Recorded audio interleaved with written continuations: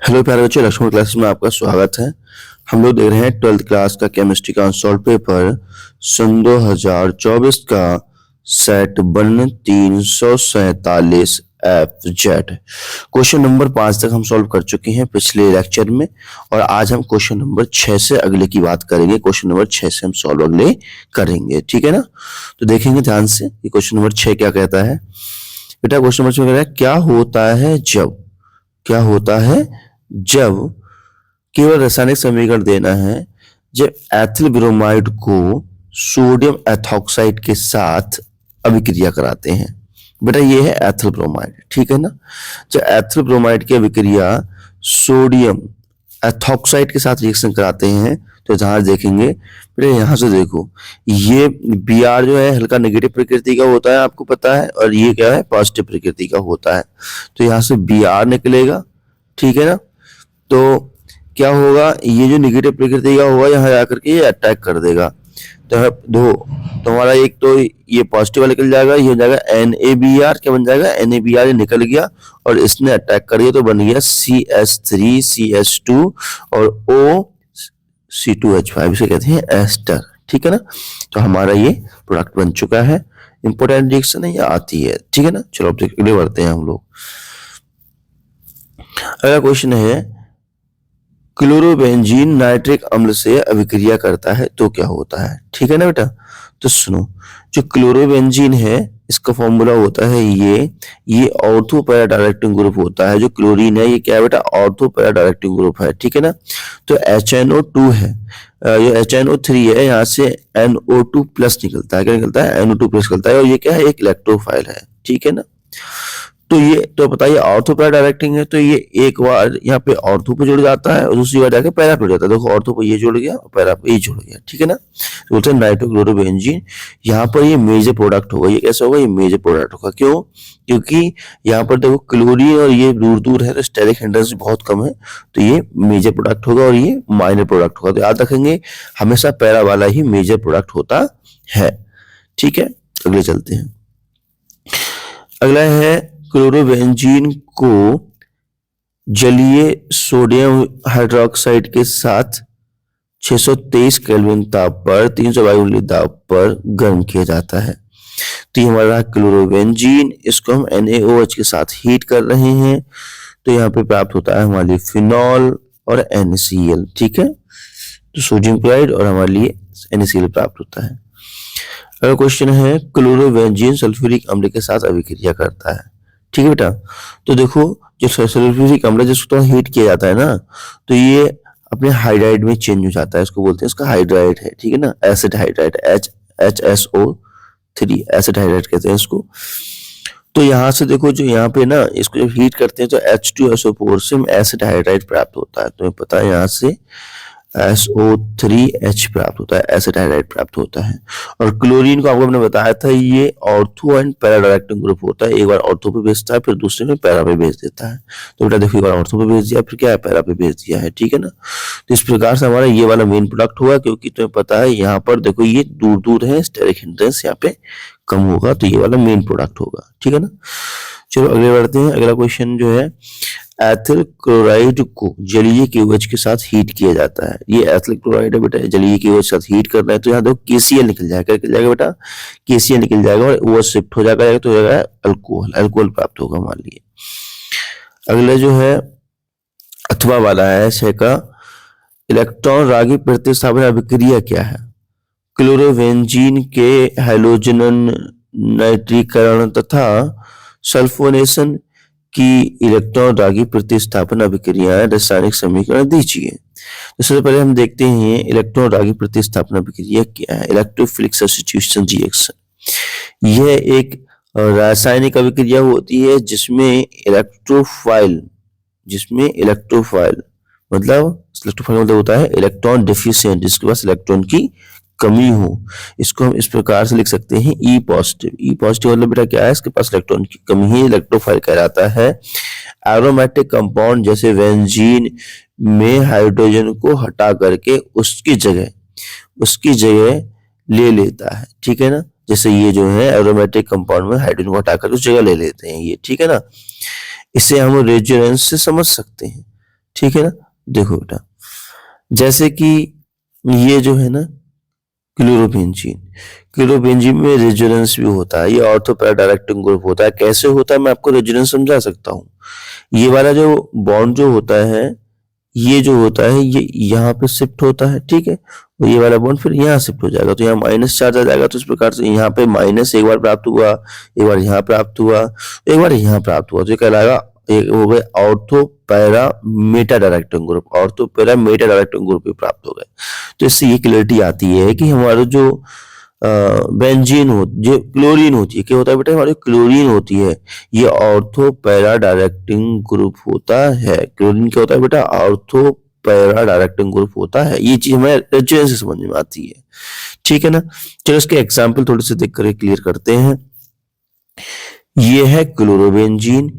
अब जो क्लोरोबेंजीन है इसका हम क्लोरीन से रिएक्शन करा रहे हैं, तो तुम्हें पता है जो Cl है, ठीक है ना, जो Cl है ये इलेक्ट्रोफाइल के रूप में टूट जाएगा, ये इलेक्ट्रोफाइल है, ठीक है ना। तो ये एक बार यहाँ जाएगा और एक बार यहाँ जाएगा। तो देखो एक बार हमें प्राप्त हुआ है ऑर्थोक्लोरोबेंजीन और प्राप्त हुआ है पैराक्लोरोबेंजीन। और आपको पता है पैरा वाला हमारा मेन प्रोडक्ट होता है, ये मेजर प्रोडक्ट होता है। अब देखते हैं नाइट्रेशन। नाइट्रेशन कभी जब भी कराते हैं तो हम कंसंट्रेट H2SO4 की उपस्थिति में नाइट्रिक अम्ल से कराते हैं, तो इसको बोलते हैं नाइट्रेशन। तो नाइट्रेशन में क्या होता है बेटा, आपको पता है कि यहाँ से NO2 पॉजिटिव ग्रुप निकलता है इलेक्ट्रोफाइल के रूप में, और ये इलेक्ट्रोफाइल के रूप में निकलता है। आपको पता है जो हमारी क्लोरीन होती है ऑर्थो पैरा डायरेक्टिंग ग्रुप होती है, तो एक बार ये यहाँ जाता है, दूसरी बार ये यहाँ चला जाता है, तो एक बार यहाँ गया, एक बार यहाँ गया है, ठीक है ना। तो ये वाला हमारा मेन प्रोडक्ट प्राप्त हो गया है, ठीक है। चलो अगले हम देखते हैं कि अगला हमारा क्वेश्चन क्या है। सल्फोनेशन देखते हैं, सल्फोनीकरण कहते हैं इसको आम भाषा में। तो यहाँ पर देखो हम कंसंट्रेट H2SO4 सॉल्यूशन कराते हैं, तो पता है यहाँ से SO3H निकलता है, बताया था, और ये ortho and para directing group है, तो ये एक बार यहाँ चला जाएगा, एक बार ये यहाँ चला जाएगा, ठीक है ना। तो हमारे लिए इस प्रकार से प्रोडक्ट प्राप्त होगा, ये वाला मेन प्रोडक्ट होगा, क्योंकि देखो ये पैरा पोजिशन पे है, स्टेरिक हिंड्रेंस यहाँ पे कम है, ठीक है ना। इसका नाम वाम लिखते हुए चलना, आप लोग के नाम ना लिखो, नाम लिखना जरूरी है, सही नाम लिखने से याद होंगे कंपाउंड कम से कम आपको, है ना। चलो खा देखते हैं हम लोग। देखो निम्नलिखित यौगिकों का IUPAC नाम दीजिए। इनका मैं IUPAC नाम लिखना है, तो बहुत आसान होते हैं IUPAC नाम लिखना। तो यहां से काउंटिंग करते हैं यार, देखो बेटा 1 2 3 4 5, ठीक है। तो देखो यह है, ये आ जाएगा 2 2, ठीक है बेटा, 2 2 दिखाए, 2 2 और 4, 2 2 4 ट्राई, 3 बार आ गया ना, ट्राई मेथाइल। फिर क्या आ गया बेटा 2 2 2 2 2 4 ट्राई मेथाइल। फिर कितने कार्बन टोटल, 5 हैं, तो पेंटेनॉल, पेंटेनॉल, ठीक है ना। तो ये यहाँ पर थोड़ा सा मिस्टेक हो गया है, इसको हम लिखना है पेंटेन 3ऑल, पेंटेन 3ऑल, ठीक है। बाकी पूरा सही है। यहां से आप थोड़ा सा ऐड कर देंगे, कैसे लिखेंगे, या लिखेंगे पेंट, ठीक है बेटा, पेंट 3ऑल, पेंट 3ऑल, ठीक है। चलो मिस्टेक हो गया लिखने में, इसको आप थोड़ा सही कर लेंगे, ठीक है ना। चलो अगले बढ़ते हैं हम लोग। तो जो नेक्स्ट हमारा इसमें है, इसमें बेटा हम IUPAC नाम देखेंगे। तो यहाँ पर देखो, यहाँ पे 3 OH ग्रुप है, तो इसको हम इस प्रकार लिख लिए हमने, है ना। तो इसका हो जाएगा पेंटेन, पहले हम पेंटेन लिख देंगे, पेंटेन 1 2 3 ट्राईऑल, 1 2 3 ट्राईऑल, ठीक है ना। पेंटेन 1 2 3 ट्राईऑल, ऐसे हम इसका नाम लिख सकते हैं, ठीक है ना, क्योंकि 1 2 3 3 बार ये ऑल लगा हुआ है, पेंटेन 1 2 3 ट्राईऑल। और पेंटेन लिखा हुआ है तो यहाँ पे हम E भी लगाएंगे, क्योंकि देखो मैं आपको सही से थोड़ा सा लिख के दिखाता हूँ, थोड़ा सा लिखने में प्रॉब्लम हो गया है। तो देखो मेथ एथ प्रोप, तो प्रोपेन, प्रोपेन E भी बनाएंगे ना बेटा। देखो OH ग्रुप जब ज्यादा होते हैं ना, मतलब OH ग्रुप या कोई भी फंक्शनल ग्रुप जब एक से ज्यादा बार आता है, तो हम एल्केन से E नहीं हटाते हैं, तो E ऐसा ही रहेगा।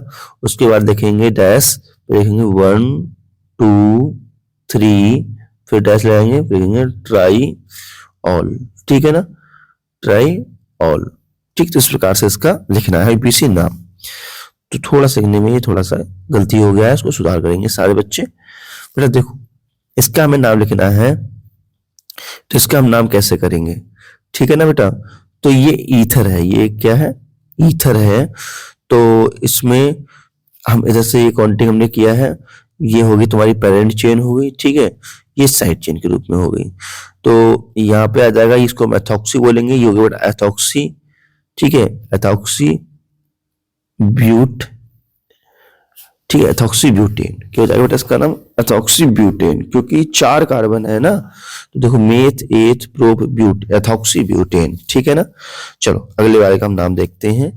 जो अगला है इसका नाम देखते हैं बेटा, इसका नाम क्या हो जाएगा, देखो इसमें हम इसका नाम रखेंगे, तो 1 2 यहाँ से कंटिन्यू करते हैं, यहाँ से स्टार्ट करते हैं बेटा। यहाँ तो 1 हमने नाम दिया है, उसको दिया है 2, ठीक है। अगर दूसरे कंटिन्यू तो वैसे ही पड़ेगा। तो इसका जो नाम आ जाएगा, देखो बेटा 2 नंबर पे और 6 नंबर पे आ रहा है मिथाइल, तो 2,6 डाइमिथाइल फिनॉल, 2,6 डाइमिथाइल फिनॉल, ठीक है ना। चलो इसका आईपीसी नाम देख लेते हैं नेक्स्ट वाले का। नेक्स्ट वाले का आईपीसी नाम क्या होगा, इसका हम जो काउंटिंग करेंगे वो हम इस साइड से करेंगे, इसमें काउंटिंग, ठीक है ना, नहीं इस साइड से, जो यहाँ पे OH ग्रुप है ना, तो इधर से करेंगे हम लोग काउंटिंग। तो यहाँ से काउंटिंग करेंगे तो देखो बेटा 2 नंबर पे आ रहा है मिथाइल ग्रुप, ठीक है, 3 नंबर पे मिथाइल ग्रुप आ रहा है। तो हम लिखेंगे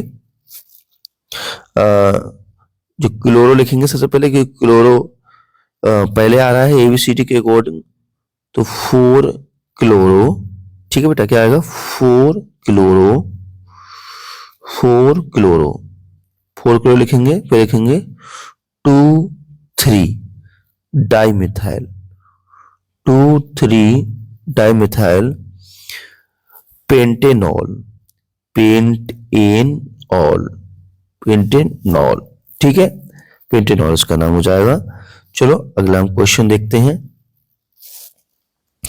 अगला क्वेश्चन जो है इसमें बोल रहा है निम्नलिखित अभिक्रियाओं में प्राप्त उत्पादों का अनुमान लगाइए कि कौन सा मतलब जो प्रोडक्ट है वो बन सकते हैं। तो ये अभिक्रिया है बेटा, इतनी रिएक्शन दी हुई है, हमें फाइनल आंसर सीधे लिखना है। तो ये हमें एथॉक्सी वेंजीन देना है, HBr से रिएक्शन करानी है। तो बेटा आपको पता है यहाँ से Br नेगेटिव निकलेगा, यहाँ तो C2H5OH निकलेगा, ठीक है। तो हो जाएगा C2H5Br और फिनॉल हमारे लिए प्राप्त हो जाएगा। अगला जो है, अगले में दे रखा है, ये बिल्कुल सेम है, कंसंट्रेट H2SO4, तो पता है यहाँ से NO2 निकलता है इलेक्ट्रोफाइल के रूप में, और ये एक बार ऑर्थो पे जाएगा, एक बार पैरा पे जाएगा, तो हमारे इस प्रकार से बन जाएगा, हमारा मेन प्रोडक्ट हो जाएगा, ठीक है ना। चलो हम अगला देखते हैं। अगला जो है उसमें है CH3 CH double bond CH2, यहाँ पे इसका हम हाइड्रोलिसिस करा रहे हैं, तो यहाँ से OH पार्ट निकलता है, ठीक है ना। और यहाँ पर देखो जो अभिक्रिया है वो होगी मार्कोनिकॉफ रूल वाली, तो ये यहाँ पे जाके जोड़ेगा, कहाँ जोड़ेगा बेटा, जहाँ पे हाइड्रोजन की संख्या कम होगी यहाँ जाके जोड़ेगा, ठीक है ना। H+ यहाँ जोड़ जाएगा, तो हमारा ये प्रोडक्ट प्राप्त हो जाएगा propane two all. Next reaction देखते हैं, CH3 CH2 और CH3, ये वाली रिएक्शन है बेटा। इसमें जो NaVH4 है, ये तो पता रिड्यूसिंग एजेंट है, ये हाइड्राइड आयन निकालता है, और हाइड्राइड आयन आकर के यहाँ पे अटैक करता है, तो हमारे लिए ये प्रोडक्ट प्राप्त हो जाता है, ठीक है। फिर उसका हम हाइड्रोलिसिस कराते हैं। हाइड्रोलिसिस का मतलब यहाँ पे हम H2O से रिएक्शन कराते हैं। जब H2O से रिएक्शन कराते हैं तो प्राप्त होता है, यहाँ पर देखो, यहाँ कोई प्रोटॉन होता है, यहाँ जाकर अटैक कर देता है, तो प्राप्त होता है यहाँ पर 2 मिथाइल पेंटीन 1 ऑल, ठीक है बेटा। उसके बाद देखो हमारा जो नेक्स्ट रिएक्शन है, नेक्स्ट रिएक्शन में दिखाया गया है कि ये हमारा है ये थैलिक एसिड, इसको आम भाषा में थैलिक एसिड भी बोलते हैं, ठीक है। वेंजीन 1,2 डाइकार्बोक्सिलिक एसिड, ये इसका वेंजी नाम है, आईपीसी नाम है, इसको थैलिक एसिड भी आम भाषा में बोलते हैं, ठीक है। इसके SOCl2 से रिएक्शन करा देते हैं, तो हमारे लिए ये वाला कंपाउंड प्राप्त होता है, ठीक है। 7वां क्वेश्चन थोड़ा बड़ा है, ये देखते हैं हम नेक्स्ट वीडियो में। तो नमस्कार, जय हिंद, वंदे मातरम, बाय बाय।